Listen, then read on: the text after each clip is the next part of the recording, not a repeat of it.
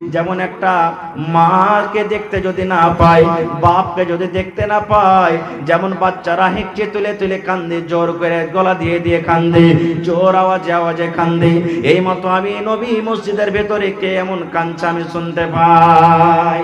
এই করতে করতে করতে সুবহানাল্লাহ, নবীজি একটু গৌর করে দেখতে লাগলেন, ধ্যান দিয়ে আওয়াজটা শুনতে লাগলেন কোন জায়গা থেকে আসছি। এই করতে করতে মুসলমান ওই যে পুরাতন মিম্বার, যে মিম্বারের উপরে দাঁড় হয়ে নবীজি খুতবা দিতেন, ওই মিম্বারের কাছ থেকে, মিম্বারের ভিতর থেকে, ওই মিম্বারের পাঞ্জর থেকে ভিতর থেকে কান্নার আওয়াজ আসছে। আল্লাহ রাসূল বললেন, সাহাবীরে তোমরা মসজিদের ভিতরে কোনো ছেলেকে বাচ্চাকে খুঁজে পাওনি রে বাবা? মসজিদের মধ্যে কোনো বাচ্চা কান্দে না।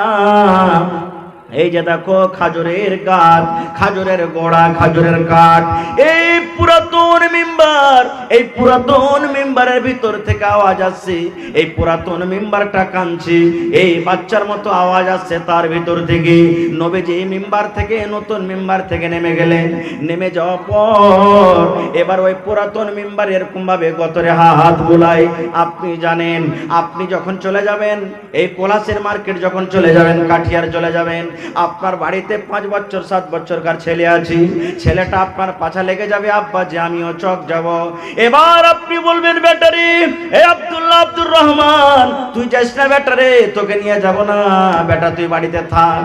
আপনি আপনার ছেলেটাকে বাজারে নিয়ে যাবেন না, আপনার ছেলেটা আপনার জন্য কানবে, হেঁচে তুলে তুলে কানবে।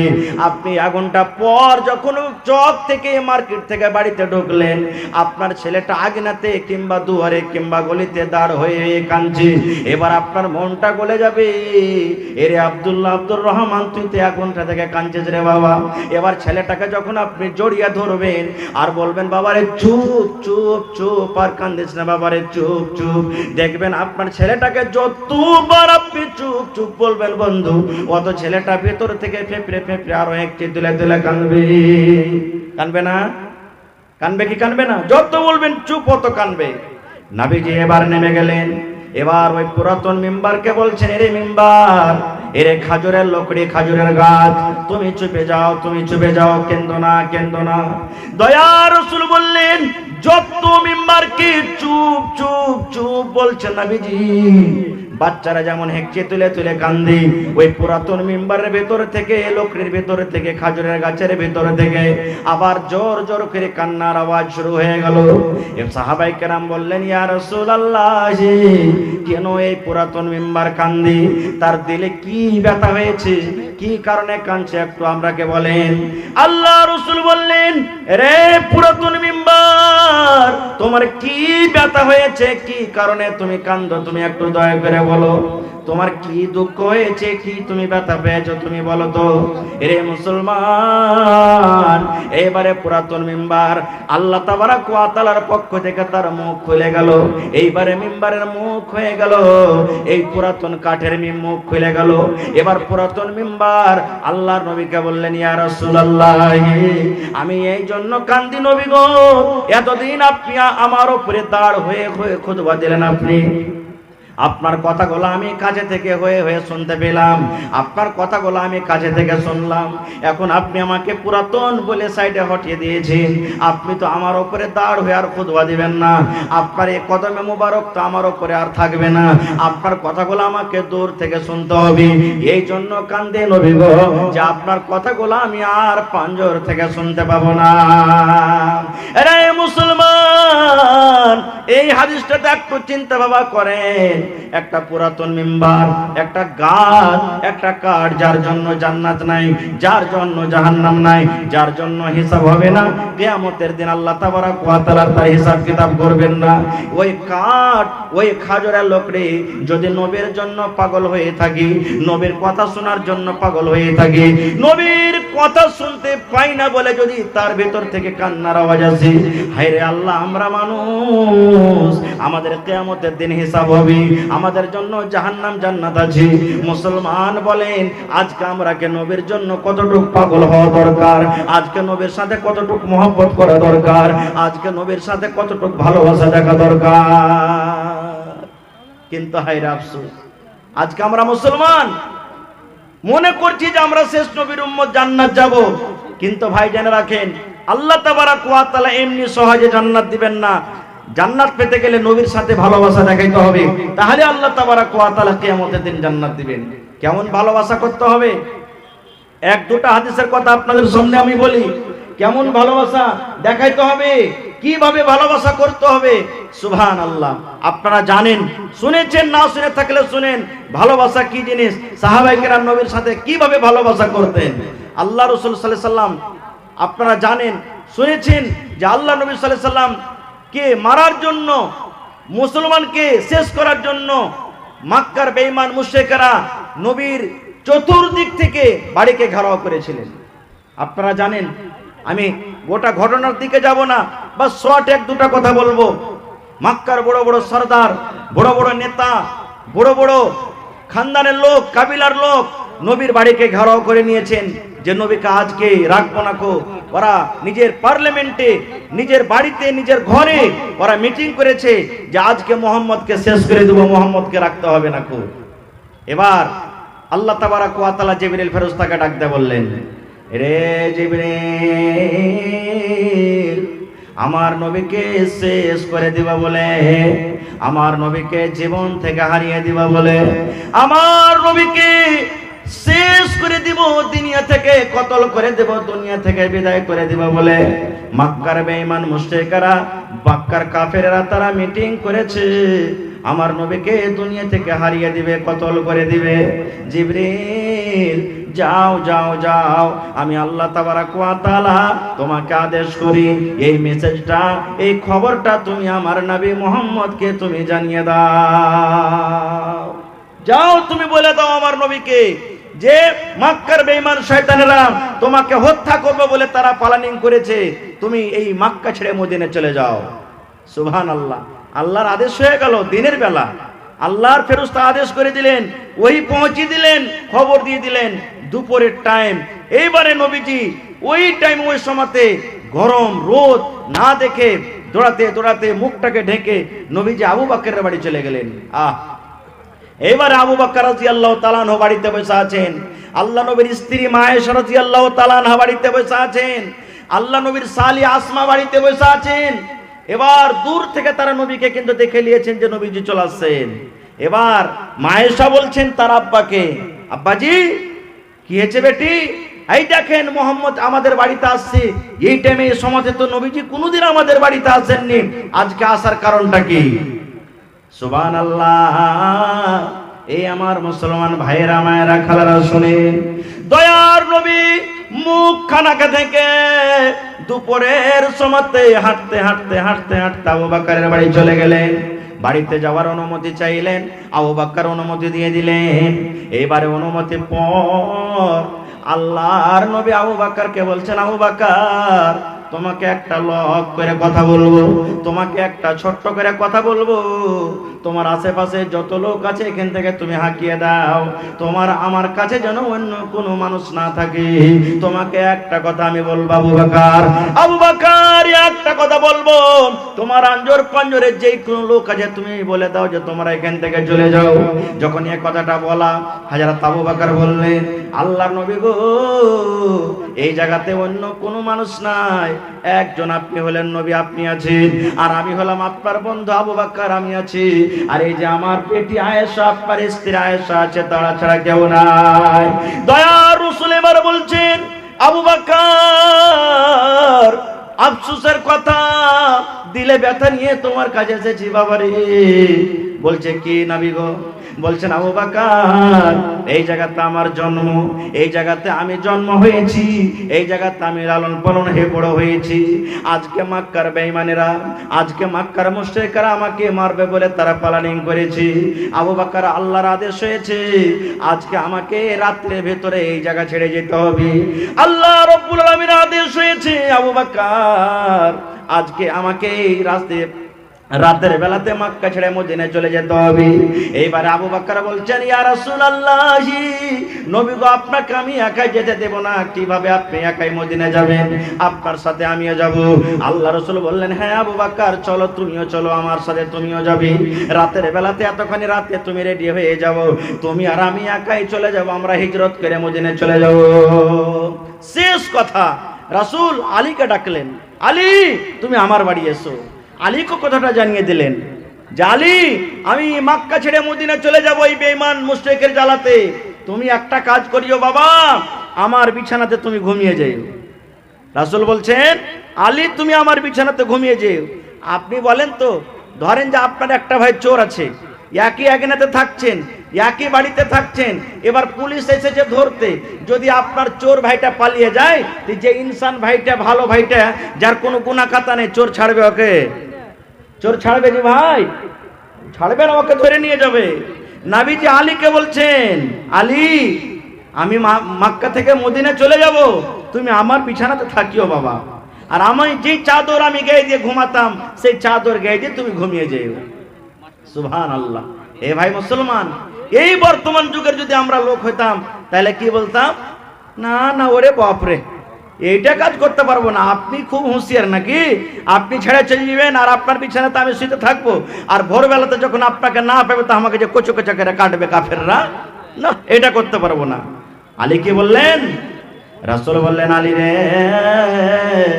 তোমাকে আমি সাথে নিয়ে যেতাম, কিন্তু আলী শুনো, মক্কার বেঈমান শয়তান যারা আছে, মক্কার আরো যারা লোক আছে, আমাকে মারার জন্য তারা প্ল্যানিং করেছে।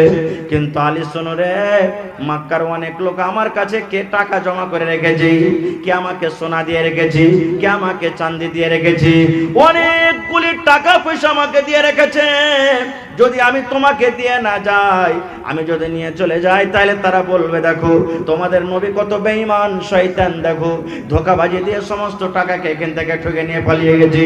এই জন্য আলী রে, তুমি আমার বিছানাতে শুয়ে থাকো, আমি আল্লাহর কাছে দোয়া করছি, তোমার কিচ্ছু হবে না, মক্কার বেঈমান শয়তানরা তোমার কিচ্ছু করতে পারবে না। আলী তুমি আমার চাদর গায়ে দিয়ে তুমি ঘুমিয়ে যাও। আরে মুসলমান, হযরত আলী রাদিয়াল্লাহু তাআলা আনহু বলেন, সুবহানাল্লাহ, ওই রাত্রে আমি এমন ভাবে ঘুমাইলাম, নবীর বাড়িতে এমন ভাবে আমি ঘুমাইলাম, আমার মনে হয় জীবনে এরকম ঘুম কোনোদিন আমি আলী ঘুমাইনি। এরকম আমি ঘুমাইলাম যে আমার মনে হয় আলী কোনোদিন আমি এরকম ঘুম ঘুমাইনি। শেষ কথা, লম্বা ঘটনা আছে, টাইম খুব শর্ট, বাস ওখান থেকে নবীজি বের হয়ে চলে গেলেন। কিভাবে বের হইলেন এখনো মধ্যখানে আমি কথা ছেড়ে দিলাম, আল্লাহ বাঁচিয়ে রাখে, ইনশাআল্লাহ আবার কোনোদিন বলবো। এবার যেতে যেতে যেতে যেতে সকাল হইতে লাগলো, বাড়ি থেকে চলে গেলেন, অনেক কথা আছে ভিতরে, ওদিকে আমি আর যাবো না, সময় লাগবে। এরকম বয়ান ধরতে গেলে 2-3 ঘন্টার সময় লাগবে, তাহলে বলে কিছু বুঝতে পারবেন আপনারা। এবার রাসূল চলে গেলেন, সকাল হয়ে গেল। মক্কার বেঈমান শয়তানরা দেখলে মুহাম্মদ বাড়িতে নাই, পালিয়ে গেছে, একবারে সমস্ত লোককে জমা করে দিয়ে এলান করে দিলেন যে যে মুহাম্মদ এবং আবু বকর দুজনকে জিন্দা কিংবা মৃত যে ধরে নিয়ে আসতে পারবে 100টা উট তাকে ইনাম দেওয়া হবে, এলান করে দিলেন। এবার হযরত আবু বকর বলছেন, নবীজি এই তো ভোর হয়ে গেল, সূর্য উঠে গেল, এখন আর কিন্তু সাফার করা যাবে না, কোন জায়গাতে আমরা লুকিয়ে যাই, চলেন। রে সুবহানাল্লাহ, দয়ার রাসূল বললেন, আবু বকর, এই সুর পাহাড় নামে একটা গর্ত আছে, একটা খাল আছে, পাহাড়ের উপরে একটা খাল আছে, আবু বকর চলো এই খালে আমরা লুকিয়ে যাই।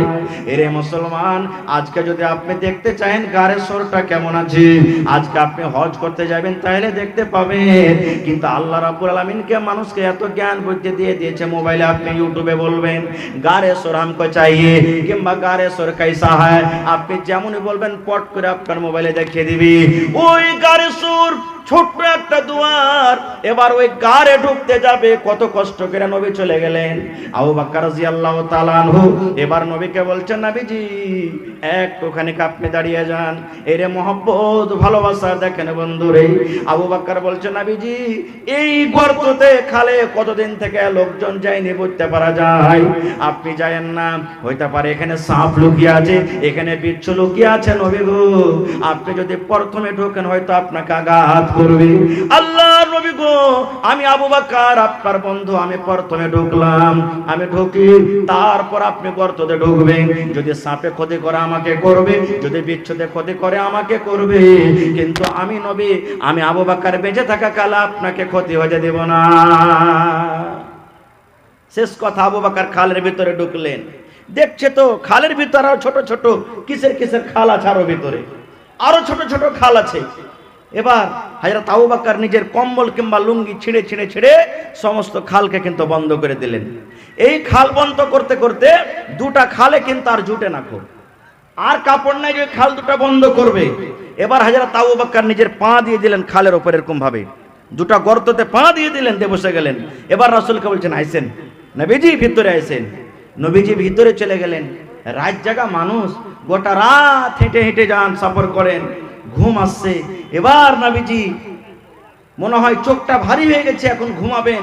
হযরত আবু বকর নবীকে বলছেন, নবীজি এই যে আমি আবু বকর, আমি পাক আমি রেখে দিলাম, আমার রানের উপরে মাথা দিয়ে, পায়ের উপরে মাথা দিয়ে বালিশ করে আপনি ঘুমিয়ে যান, আমি জেগে থাকছি।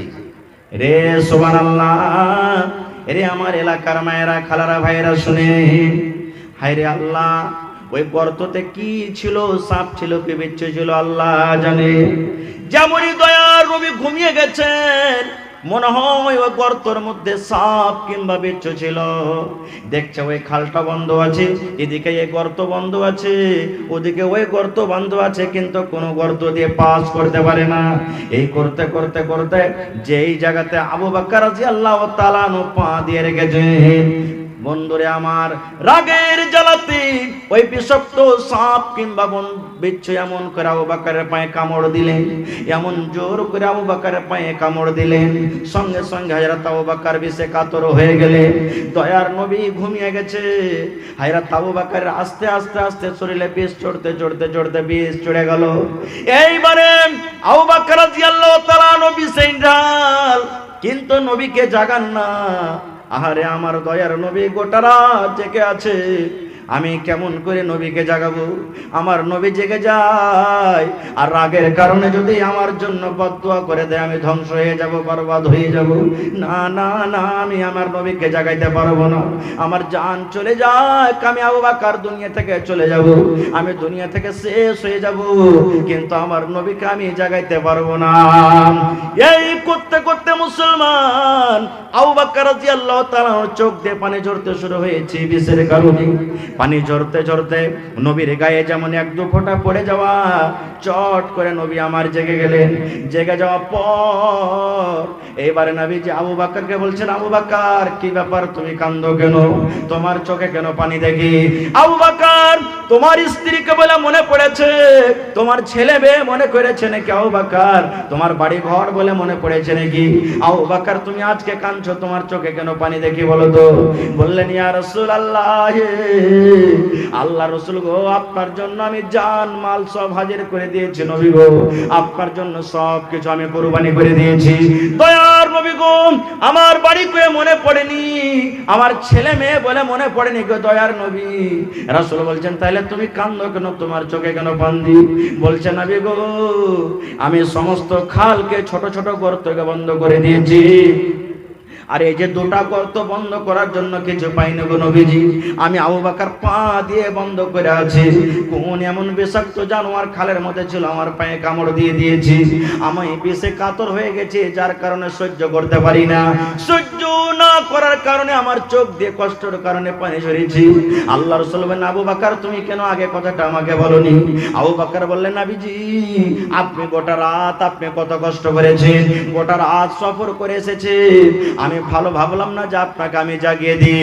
দয়ার নবী ওরে সুবহানাল্লাহ, যেমন কথাটা বলা, মুখ থেকে একটু থুতু নিলেন, আর মুখ থেকে থুতে লওয়ার পর যে জায়গাতে বিষাক্ত জানোয়ার কামড় দিয়েছে, এইভাবে একটু থুতু নিয়ে যেমনই না গিয়ে দেওয়া, সঙ্গে সঙ্গে হযরত আবু বকর রাদিয়াল্লাহু তাআলা ভালো হয়ে গেলেন।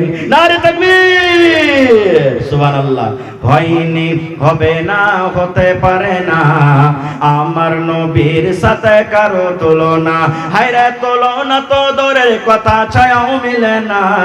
হয়নি, হবে না, হতে পারে না আমার নবীর সাথে কারো তুলনা। সকল নবী রাসূল ছিলেন আল্লাহর দিওয়ানা, দো নয়নে দেখব খোদা ছিল তামান্না। আরে মোর নবীকে ডেকে নিলেন, আরে মোর নবীকে ডেকে নিলেন, দেখবে রব্বানা। হয়নি, হবে না, হতে পারে না আমার নবীর সাথে কারো তুলনা। নারে তাকবীর। এরকম অনেক ঘটনা আছে, টাইম শেষ হয়ে আসছে, ঘটনার দিকে আমি আর যাব না। আর একটা হাদিস শুনেন। আপনারা বলবেন হাজি মাওলানা এই যে জালসা লাগে লাগে দান চাইছেন, তো দান চাওয়ার কি হাদিস আছে? দান নেওয়ার কি হাদিস আছে? আল্লাহ রাসূল সাল্লাল্লাহু আলাইহি সাল্লামের জামানাতে নবীজি একদিন বললেন দান করো। রাসূল বললেন কি? দান করো, সাদকা করো, তোমরা দান করো। সুবহানাল্লাহ। এইবারে নবীর কথা শুনে হযরত উমর ফারুক রাদিয়াল্লাহু তাআলা মনে মনে হাসছেন আর বলছেন আবু বকরকে জীবনে কোনোদিন দান করে জিততে পারিনি, আজ আবু বকরকে দান করে জিতবো। হযরত উমর বাড়ি চলে গেলেন। বাড়িতে যাওয়ার পর কলম খাতা নিয়ে বসলেন, মালকে দুই ভাগ করলেন। দুই ভাগ করার পর এক ভাগ মাল বাড়িতে রাখলেন, এক ভাগ মাল আল্লাহ নবী সাল্লাল্লাহু আলাইহি সাল্লামের সামনে হাজির করে দিলেন। দুই ভাগ মালে এক ভাগ বাড়িতে রাখলেন, এক ভাগ হাজির করে দিলেন। হযরত আবু বকর চলে গেলেন বাড়িতে। বাড়িতে যাওয়ার পর বিবিকে বলছেন, বিবি আল্লাহর নবী বলেছেন দান করো। হযরত উসমান অমুক অমুক জিনিস দান করলেন, আব্দুর রহমান বিন আওফ দান করলেন, হযরত উমর ফারুক মালকে দুই ভাগ করে এক ভাগ বাড়িতে রাখলেন, এক ভাগ দান করলেন। বিবি রে, বাড়িতে কিছু আছে যে আল্লাহ রাসূলের সামনে আমি নিয়ে যা হাজির করব? ওরে সুবহানাল্লাহ। হযরত আবু বকর রাদিয়াল্লাহু তাআলা আনহু বিবি বাড়ি থেকে মুসলমান 1.5 কিলো মতো যাও কিংবা যাওয়ের আটা নিয়েছে স্বামীর হাতে তুলে দিলেন আর বললেন, স্বামী গো এই 1 মতো আটা বাড়িতে আছে, 1 মতো 2.5 কেজি মতো যাও বাড়িতে আছে, তাছাড়া আমাদের বাড়িতে আর কোনো সামান নাই। হযরত আবু বকর আহারে মনে মনে চিন্তা করতে লাগলেন, আল্লাহ উমর ফারুক বাড়িতে যা সম্পদ ছিল, মাল ছিল, দুই ভাগ করে এক ভাগ হাজির করে দিলেন। আব্দুর রহমান বিন আওফ ওরে সুবহানাল্লাহ 1000 কিলো খাজুর দান করে দিলেন।